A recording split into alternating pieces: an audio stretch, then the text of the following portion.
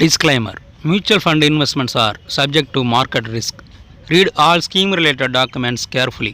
Mutual fund முதலீடுகள் பங்குச்சந்தை அபாயங்களுக்கு உட்பட்டவை. முதலீடு செய்யும் முன் முதலீட்டு ஆவணங்களை கவனமாக படிக்கவும். வணக்கம்.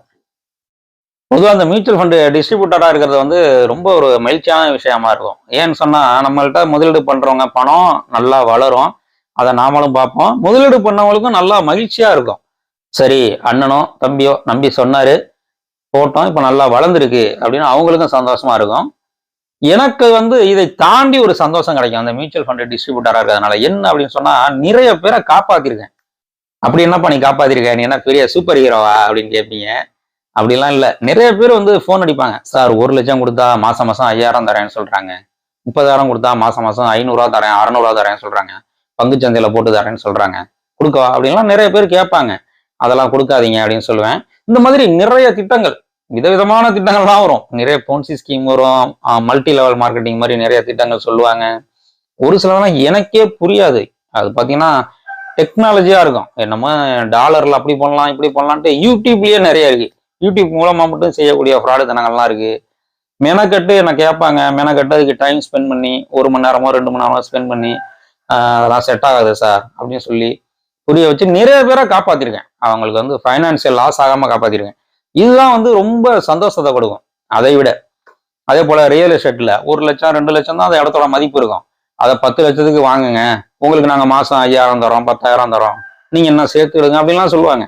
இதெல்லாம் என்கிட்ட சொல்லும்போது அதெல்லாம் செய்யாதீங்க அப்படின்னு சொல்லி நல்ல ஒரு அறிவுரையை கொடுத்து நிறைய பேரை காப்பாத்திருக்கேன்.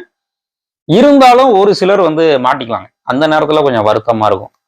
அதே மாதிரிதான் இப்ப நான் ஒரு தம்பியோட கதையை உங்களுக்கு சொல்ல போறேன். எவ்வளவோ பேரை காப்பாத்திருந்தாலும் இந்த மாதிரி ஒரு சிலர் நம்மள்ட்ட ஐயோ அண்ணன் அப்படின்ட்டு வரும்போது நமக்கு ரொம்ப மனசு கஷ்டமாயிருக்கு.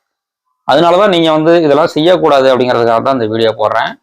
ஒன்றும் இல்லை, எனக்கு தெரிஞ்ச ஒரு தம்பி சர்வீஸ் இன்ஜினியரா இருக்காரு. சாம்சங், வெல்பூல் இது மாதிரி சர்வீஸ் இன்ஜினியர்லாம் இருப்பாங்க இல்லையா, அந்த மாதிரி ரொம்ப கஷ்டப்படுற தம்பி தான். சேலரி எல்லாம் ஒன்றும் அதிகம் இருக்காது. அதுல உங்களுக்கே தெரியும்.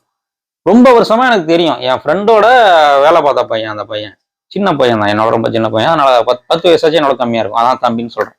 பார்க்கும்போதெல்லாம் நான் சொல்றது, தம்பி சேமிப்பு ரொம்ப முக்கியம், இந்த மாதிரி மியூச்சுவல் ஃபண்ட்ல ஒரு 500 சேமி அப்படின்னு சொல்றது. சரி சரி அப்படின்ட்டு போயிடுவாப்புல. நம்ம சும்மா அதை சொல்ல முடியாது இல்லையா, சும்மா ஃபாலோ பண்ணி ஏன்னா தம்பி போடுறேன்னு சொன்னி அப்படின்னு சொல்லி சும்மா நம்ம ஃபாலோ பண்ண முடியாது இல்லையா. பார்க்கும்போது நல்லதுன்னு சொல்றோம், திருப்பி என்ன தம்பி போடுறேன்னு சொன்னி அப்படின்ட்டு ஒரு ஃபோன் அடிப்போம். இல்லைண்ணே அப்படி ஆகிப்போச்சு இப்படி ஆகிப்போச்சு, ஒரு கமிட்மெண்ட் வந்துச்சுன்னு சொல்லும் போது அப்புறம் நம்ம விட்டுருவோம். அந்த தம்பிக்கும் தெரியும் நம்ம கஸ்டமர்லாம் எப்படி சம்பாதிக்கிறாங்க என்ன ஏதுன்ட்டு. இருந்தாலும் கமிட்மெண்ட் அப்படின்னா போயிட்டாப்புல. சரி, ரொம்ப கம்மி சம்பளம், கஷ்டப்படுற தம்பி என்ன செய்வாப்ல அப்படின்னு நம்மளும் விட்டுறது. ஆனால் ஏதாச்சும் ஒரு முக்கியமான இந்த மாதிரி இப்ப சொன்னல, நிறைய பேர் ஃபோன் பண்ணி கேட்பாங்க, நம்ம அறிவுரை சொல்லுவோம்ட்டு. எனக்கு நிறைய பேர் யாருன்னு தெரியாது, ஃப்ரெண்டு தான் நம்பர் கொடுத்துருப்பாங்க. அந்த ஃப்ரெண்டு, சார் இந்த ஃப்ரெண்டு நம்பர் கொடுத்து அவங்களை கேட்க சொன்னாங்க அப்படின்னு சொல்லி கேட்பாங்க, நம்ம அறிவுரை சொல்றது. ஆனா இந்த தம்பிக்கு எனக்கு நல்லா தெரியும், 5 வருஷமா தெரியும். எப்பயாச்சும் ஃபோன் அடிச்சு பேசுவாப்ல, முன்னாடி மாதிரி அடிக்கடி பாக்குறது இல்லை. நேத்து பார்த்தா திடீர்னு ஃபோன் அடிக்கிறாப்புல, அண்ணே அப்படின்ட்டு. என்ன ஆச்சு அப்படின்னு சொல்லி அந்த தம்பி பேரை சொல்லி, என்ன ஆச்சு என்னப்பா ஆச்சு அப்படின்னு சொன்னா, அண்ணே மாதிரி ஏமாந்துட்டேனே, 1,30,000 ஏமாந்துட்டேனே அப்படிங்கிறாப்புல. என்னையா என்ன நடந்துச்சு அப்படின்னு கேட்டா, இந்த மாதிரி அந்த பையன் இதே மாதிரிதான், அந்த 1 லட்சம் கொடுத்து 5000 தரேன்னு சொல்றாங்க இல்லையா, அதே மாதிரி சொல்லியிருக்காங்க. இவர் போய் கொடுத்து ஏமாண்டாரு. நான் நினைச்சேன் சரி எப்படியும் ஒரு 6 மாசமாச்சும் ஒரு 5000 ஒரு 30,000 வந்திருக்குமே அப்படின்னு சொல்லிட்டு, சரி தம்பி விடுப்பா, ஒரு 6 மாசம் ஒரு 5-6 மாசமாச்சும் உனக்கு காசு வந்துச்சா அப்படின்னு கேட்டேன். அண்ணே இது எல்லாம் 20 நாள்ல நடந்து முடிஞ்சிருச்சுண்ணே அப்படிங்கிறாப்புல. 20 நாள்ல. அதுலயும் ஒரு பெரிய கொடுமை என்னன்னு சொன்னா, அவரோட ஃப்ரெண்டு ஒய்ஃப் நகையை வாங்கி, அதாவது ஃப்ரெண்டை பிரெயின் வாஷ் பண்ணி ஏதோ ஒரு காரணம் சொல்லிருப்பாப்புலன்னு நினைக்கிறேன், ஏமாத்திருப்பாப்புல. நகையை வாங்கி அந்த நகையை அடகு வச்சு இவர் 95,000 பணத்தை அதுல கட்டியிருக்காரு, மாசம் வரும் அப்படின்ட்டு. இதுக்கெல்லாம் சிரிக்கிறதா இல்ல என்ன செய்யறது நீங்களே சொல்லுங்க. சிரிப்பு தான் வருது. அடுத்தவங்க வேதனை. அதாவது உழைக்காமல் ஒருத்தனை நம்பி பணத்தை கொடுத்தா அவன் மாசம் நம்ம சரியா கொடுத்துருவான் அப்படின்னு எப்படி நினைக்கிறாங்கன்னு தெரியல மக்கள். நான் தான் சொல்லுவேன், யார் ஏதாவது அறிவுரை கேட்கணும் அடுத்தவங்கள்ட்ட. உங்க எழுத்த வீட்டுக்காரங்க கூட அப்படி ஏமாந்து போயிருப்பாங்க கொடுத்து, அது தெரியாம இருப்பீங்க நீங்க. இந்த மாதிரிலாம் சொல்லுது வைக்குது அப்படின்னு சொல்லி எங்களை மாதிரி எக்ஸ்பர்ட் எல்லாம் நீங்க தேடணும்னு அவசியம் இல்லை. உங்க தெருவிலேயே கொஞ்சம் நல்லா வசதியானவங்க கூட இருப்பாங்க. வசதியானவங்கள்ட்ட பணக்காரன்ட்ட பேச நம்ம கூச்சப்படுவோம். அப்படிலாம் படக்கூடாது. அவங்கள்ட்ட தான் போய் அறிவுரை கேட்கணும். எப்படி பணம் சம்பாதிக்கிறது, எப்படி வாழ்க்கையை ஓட்டுறது, எதிர்காலத்துக்கெல்லாம் எப்படி சேமிக்கிறது அப்படின்லாம் அவங்கள்ட்ட தான் நீ அறிவுரை கேட்கணும். ஆனா நம்ம ஊர்ல யார்கிட்டையும் கேட்காம ரகசியமா பண்றது. இந்த பையன் பாருங்க 95,000 ஃப்ரெண்டோட நகையை அடகு வச்சு கொண்டு போய் கொடுத்துருக்கான். எல்லாம் 20 நாள்லயே முடிஞ்சிருச்சு. கம்பெனி பேரு என்னடான்னு கேட்டேன்.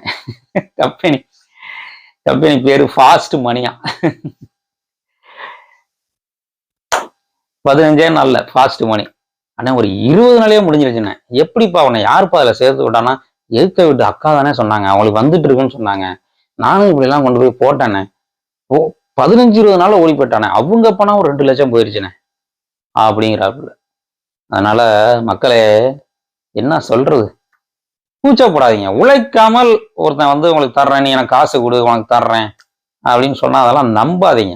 அதுவும் இந்த பங்கு சந்தையில போட்டாலும் உங்களுக்கு மாசம் 5,000 தருவேன் 10,000 தருவேன் அப்படின்னு சொல்றதெல்லாம் நம்பாதீங்க. பங்கு சந்தைங்கிறதெல்லாம் இருக்கிறதுலே ரொம்ப ரிஸ்க் அதிகம். அதுக்கெல்லாம் நிறைய அனுபவம் வேணும், அறிவு வேணும். நான் நிறைய பேர்கிட்ட சொல்லுவேன், அடுத்தவங்க காசை வச்சு நான் பண்ணி தருவேன், நான் பங்கு சந்தையில பெரிய புலி, என்கிட்ட காசை கொடு அப்படின்னு சொல்றான். 1 நம்பர் ஃப்ராடா தான் இருப்பான். அதுல வந்து மாற்றமே இல்லை. அடுத்தவங்க காசை வச்செல்லாம் சம்பாரிச்சு கொடுக்கறதெல்லாம் பெரிய ரிஸ்க் பங்கு சந்தையில. ஆனா அசால்ட்டா அள்ளி அள்ளி கொடுக்குறாங்க. இந்த மாதிரி நிறைய கதைகள் எனக்கு தெரியும். எவ்வளோ பேர் எனக்கு ஃபோன் அடிப்பாங்க, அழுவாங்க. அப்புறம் F&O ட்ரேடிங்னு ஒன்று இருக்கு. அதெல்லாம் போதை மாதிரி விட முடியாம எவ்வளோ பேர் கஷ்டப்படுறாங்க.